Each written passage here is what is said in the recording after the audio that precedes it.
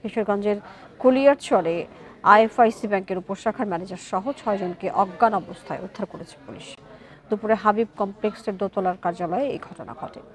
Police জানায়, প্রতিদিনের মতোই সকাল থেকে ব্যাংকের নিয়মিত কার্যক্রম চলছিল। দুপুরে ম্যানেজার সৌমিক জামান খান সহ ব্যাংকে থাকা 6 জন হঠাৎ অজ্ঞান হয়ে পড়েন। এই ঈদে জামা জুতো অ্যাকসেসরিজের ডিসকাউন্ট।